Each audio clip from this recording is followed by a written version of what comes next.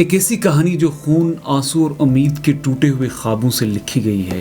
یہ کہانی ہے فلسطین کی، غزہ کی اس پٹی کی جو 1948 سے لے کر آج تک جاری ہے۔ فلسطین کی سرزمین پر یہ نہ ختم ہونے والی جنگ اب ایک گھناؤنے موڑ میں داخل ہو چکی ہے، جہاں اسرائیل اور امریکہ غزہ کو خالی دیکھنا چاہتے ہیں۔ یہاں غزہ میں بسنے والے لوگوں کو یہاں سے ریلوکیٹ کرنا چاہتے ہیں، پہلے بمبوں سے تباہ کر کے، معاہدے توڑ کر فلسطین کے لوگوں کو یہاں سے افریقی ممالک سوڈان، صومالیہ اور صومالی لینڈ میں دھکیلنے کی سازش رچی جا رہی ہے۔ بمبوں کے اس گھناؤنے کھیل اور سروے کے جھوٹے کھیل کھیل کر امریکہ اور اسرائیل دنیا کی آنکھوں میں دھول جھونک رہے ہیں اور باقی دنیا خاموش تماش بین بیٹھی ہے۔ غزہ کی یہ سرزمین ایک چھوٹی سی پٹی ہے جہاں لاکھوں لوگ جینا چاہتے ہیں، لیکن ان سے ان کا جینے کا حق چھینا جا رہا ہے۔ میں خواجہ احسن شہزاد، آج کی کہانی میں ہم یہ جانیں گے کہ غزہ میں آخر ایسا کیوں ہو رہا ہے اور اس سب کا ذمہ دار کون ہے۔ غزہ میں معصوم لوگوں کے قتل عام کے خون کے دبے کس کے ہاتھوں پہ لگے ہیں؟ 15 ماہ کی خون ریز اور تباہ کن جنگ کے بعد اسرائیل اور غزہ کے درمیان سیز فائر ڈیل کا پہلا مرحلہ طے ہو چکا تھا،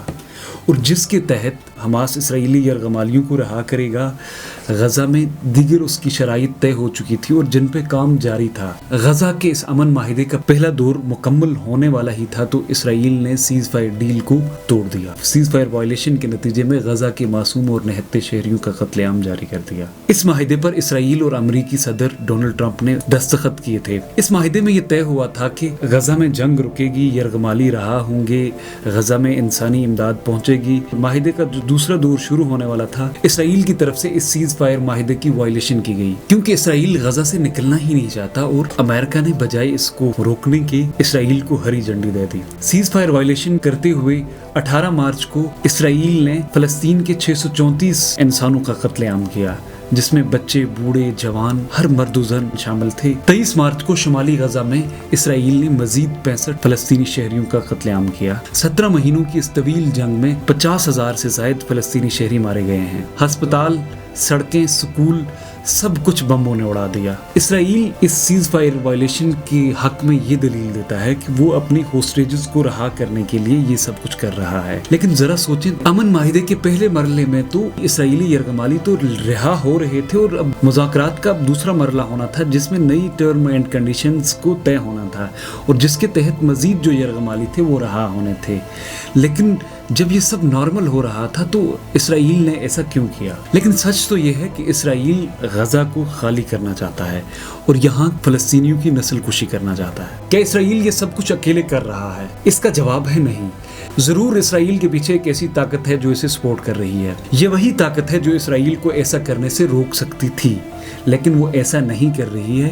یہ طاقت ہے امریکہ۔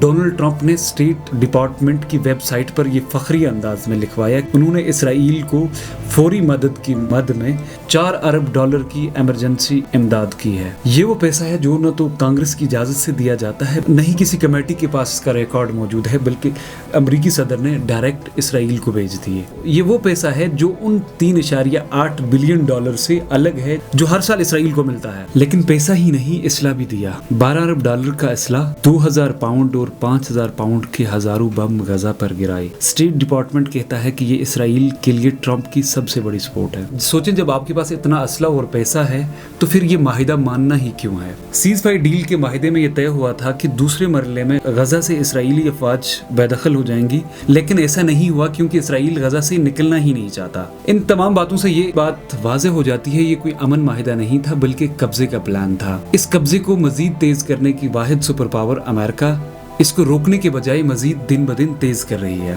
17 مہینوں سے جاری یہ جنگ جس میں 50,000 سے زائد فلسطینی لوگ مارے گئے، لاکھوں لوگ بے گھر ہو چکے ہیں، لیکن اس جنگ کا کوئی اختتام نظر نہیں آ رہا۔ اسرائیل اس تمام تر کی ذمہ داری حماس پر ڈال رہا ہے، لیکن اگر دوسری طرف دیکھا جائے، حماس اس سیز فائر معاہدے پر پورے طریقے سے عمل پیرا تھا، ہوسٹیجز رہا ہو رہے تھے، یہ سیز فائر ڈیل دوسرے مرحلے میں داخل ہو رہی تھی، لیکن اسرائیل اور امریکہ نے آخر اسے کیوں بند کر دیا؟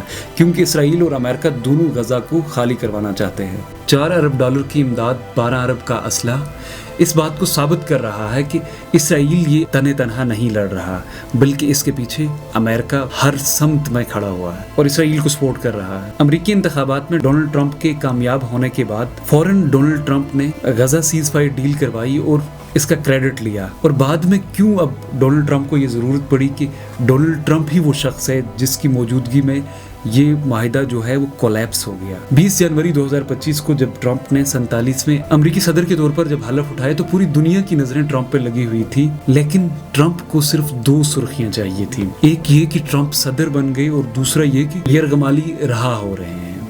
غزہ سیز فائر ڈیل کا یہ ڈرامہ صرف اس لیے ٹرمپ نے کیا کہ ٹرمپ یہ چاہتا تھا کہ اس کی حلف برداری کی تقریب میں کوئی اور سرخی نہ آئے۔ دنیا کی نظریں فلسطین اور اسرائیل کی جنگ سے نکل کر صرف اس دن کی ان سرخیوں میں آئے کہ ٹرمپ صدر بن گیا اور فلسطینی وہاں سے رہا ہوئے۔ ٹرمپ امن کا عالمی چیمپئن بن کے سامنے آ رہا تھا، لیکن حقیقت اس کے بالکل برعکس تھی۔ ٹرمپ کے ایجنڈے میں فلسطین، اسرائیل یا امن کی کوئی بات نہیں تھی۔ فلسطین میں ایک یک طرفہ سروے کروایا گیا اور یہ ان علاقوں میں کروایا گیا جہاں کے لوگ اسرائیلی بمباری سے سب سے زیادہ متاثر ہیں۔ اس پورے سروے میں غزہ کی 21 لاکھ کی آبادی میں صرف 532 لوگ شامل ہوئے۔ 532 لوگوں میں سے صرف 56% لوگوں نے یہ کہا کہ وہ فلسطین چھوڑ کر کسی اور ملک میں آباد ہونا چاہتے ہیں۔ اس سروے کی جو تعصبانہ اپروچ وہ یہ ہے کہ اس سروے میں لوگوں نے یہاں سیکیورٹی اور بمباری کو مسئلہ نہیں بنایا، بلکہ یہاں بجلی اور پانی کی کمی کو ریلوکیشن کا سب سے بڑا سبب بتایا۔ ذرا سوچیں کہ جب آبادیوں پہ بم برس رہے ہوں، لوگ مر رہے ہیں،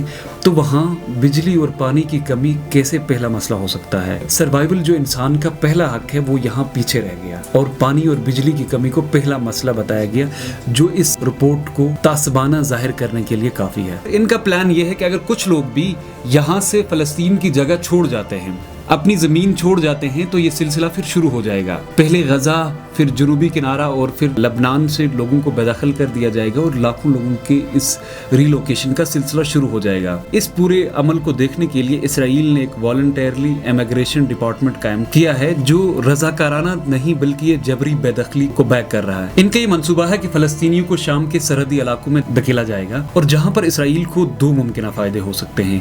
ایک، اسرائیل سیکیورٹی کے نام پر اپنی سرحدوں کو بڑھا سکتا ہے، اور دوسرا یہ کہ اس وقت شام کی جو انٹرنل کنڈیشن ہے، شام پہلے ہی تباہی کے دہانے پہ ہے، اور اس تمام صورتحال میں شام واپس کسی بھی مزاحمت کی پوزیشن میں نہیں ہے، اور یہاں سے امریکہ اور اسرائیل کا یہ پلان آسانی سے کامیاب ہو سکتا ہے۔ اس کے لیے اسرائیل کو دنیا کی خاموشی درکار ہے جو اسے مل رہی ہے۔ غزہ کی یہ چھوٹی سی پٹی جو 25 میل کے علاقے پہ پھیلی ہوئی ہے، جہاں بارود اور بموں نے فلسطین کے لوگوں سے ان کے جینے کا بنیادی حق چھین لیا ہے، جہاں سب کچھ تباہ ہو چکا ہے، تو ایسے میں مصر نے عرب ممالک کے ساتھ مل کر ایک پلان تیار کیا اور یہ امید ظاہر کی کہ ہم غزہ کو دوبارہ بنائیں گے۔ اس پلان کو 5 سال کا وقت درکار ہے، اور یہ 3 مراحل میں مکمل ہوگا۔ اس پلان کو ایجپشن پلان کہا گیا، اور اس پر $53 ارب کی لاگت آنی ہے۔ پہلا مرحلہ جو ہے وہ 6 مہینے کا ہے۔ اس میں حماس کی جو سیاسی اتھارٹی ہے اس کو ختم کیا جائے گا۔ اس کی جگہ امریکہ اور عرب کے اتفاق سے ایک نئی انڈیپینڈنٹ فلسطینی ٹیکنوکریٹس کمیٹی بنائی جائے گی، اور یہ سب سے پہلے صلاح الدین اسٹریٹ کو صاف کریں گے۔ غزہ کی اس پٹی پہ جو بمبنگ ہوئی ہے وہاں سے یہ ملبہ ہٹائیں گے۔ یہاں 4 لاکھ گھر بنائے جائیں گے، جہاں 1.5 ملین جو بے گھر لوگ ہیں وہ رہیں گے، اور اس کے علاوہ جو 60,000 نیم تباہ شدہ گھر ہیں ان کی بھی مرمت کی جائے گی۔ اس کے لیے $3 ارب درکار ہوں گے۔ یہ عرب ممالک کے لیے ایک بہت بڑا چیلنج ہو سکتا ہے۔ عرب ممالک عالمی فنڈ کی مدد سے اس پلان کو کامیاب بنانے کے لیے پر امید ہیں، لیکن چیلنج یہ ہے کہ جب اسرائیل اور امریکہ کی طرف سے حماس کی پٹی پر بم اور بارود برسائے جا رہے ہوں، تو سوال یہ ہے کہ کیا یہ امن یہاں پہ قائم رہ سکے گا، اور کیسے ملبہ ہٹایا جائے گا، اور کیسے اس ایجپشن پلان پہ یہاں کام کیا جا سکتا ہے۔ ایجپشن پلان کے دوسرے مرحلے کے لیے 2 سال کا وقت درکار ہے، جس میں غزہ کی پٹی کو ملبے سے مکمل پاک کیا جائے گا، لینڈ مائنز ہٹائے جائیں گے، 4 لاکھ نئے گھر بنائے جائیں گے، پانی، صحت، صفائی اور دیگر رابطوں کا نظام مؤثر کیا جائے گا، اور اس پلان کے اختتام تک غزہ کی پوری آبادی کو نئے گھر مل جائیں گے، اور اس کے لیے $20 ارب درکار ہے۔ اب سوال یہ ہے کہ جب اسرائیل اور امریکہ کی طرف سے جنگ بندی کی مسلسل وائلیشن ہو رہی ہے، ایسے میں لینڈ مائنز ہٹانا بہت مشکل ہی نہیں، آلموسٹ امپاسبل ہے، تو اس کے لیے امن پہلی شرط ہے تاکہ لینڈ مائن اٹھائے جا سکیں۔ ایجپشن پلان کا جو تیسرا فیز ہے، اس کے لیے 3 سال کا وقت درکار ہے۔ اس میں $30 ارب کی لاگت آنی ہے۔ اس میں یہاں چھوٹی صنعتیں قائم کی جائیں گی، بندرگاہیں اور ایئرپورٹ بنائے جائیں گے، تاکہ غزہ کے لوگ اپنی معیشت کا نظام خود سنبھال سکیں۔ لیکن یہ سب تب ممکن ہو سکتا ہے کہ جب پہلے 2 پلان کامیاب ہوں، اور پہلے پلان تب کامیاب ہو سکتے ہیں جب یہاں پر امن قائم رہے گا۔ اس پلان کو پوری دنیا نے پسند کیا، اور سب نے کہا یہ حقیقی اور قابل عمل پلان ہے، لیکن دنیا کے 2 ممالک ایسے ہیں جنہوں نے اسے مسترد کر دیا، اور وہ 2 ممالک ہیں امریکہ اور اسرائیل اور امریکہ کے اس ایجپشن پلان کو نہ ماننے کی سب سے بڑی وجہ یہ ہے کہ وہ غزہ پر اپنا مکمل کنٹرول چاہتے ہیں، غزہ کو مکمل اپنے قبضے میں رکھنا چاہتے ہیں۔ اسرائیل یہ کہتا ہے کہ ایجپشن پلان سے اسرائیل محفوظ نہیں ہوگا کیونکہ حماس ختم نہیں ہو رہی ہیں۔ حالانکہ اگر ہم دیکھیں کہ ایجپشن پلان میں حماس کہیں بھی عسکری اور سیاسی سطح پر اس پلان کا حصہ نہیں ہے۔ ایجپشن پلان یہ فلسطین کی عام عوام کے لیے ہے تاکہ سروائیول کا جو بنیادی انسانی حق ہے وہ انہیں دیا جائے تاکہ وہ آزاد طریقے سے یہاں پر رہ کر اپنی زندگی بسر کر سکیں۔ لیکن اسرائیل اور امریکہ غزہ کی اسٹرپ پر مکمل کنٹرول چاہتے ہیں اور یہاں سے لوگوں کو ری لوکیٹ کرنا چاہتے ہیں اور اسی کو اپنا فائنل سولوشن سمجھتے ہیں۔ غزہ کی اسٹرپ پر فلسطینیوں کی جبرن بے دخلی اور ان کو آگے ری لوکیٹ کرنے کے لیے اسرائیل اور امریکہ کا کیا پلان ہے؟ اس کے لیے کوئی بھی ملک یہ تسلیم نہیں کرے گا کہ کسی دوسرے ملک سے لوگ اٹھا کر ان کے ممالک میں آباد کیے جائیں۔ اس پلان کو کامیاب کرنے کے لیے امریکہ اور اسرائیل نے 3 افریقی ممالک کو چنا جس میں سوڈان، صومالیہ اور صومالی لینڈ شامل ہیں۔ اس کے لیے امریکہ اور اسرائیل ان ممالک کا چناؤ کریں گے جو بین الاقوامی سطح پر کمزور ہیں اور ان کی انہی کمزوریوں سے فائدہ اٹھاتے ہوئے اس پلان کو کامیاب کرنے کی بھرپور کوشش کریں گے۔ فلسطینیوں کی ریلوکیشن کے لیے امریکہ نے پہلا جو چناؤ کیا ہے وہ سوڈان کا۔ سوڈان ایک ایسا ملک ہے جو انٹرنل سول وار کا شکار ہے جہاں 2 گروپ آپس میں مسلسل لڑ رہے ہیں۔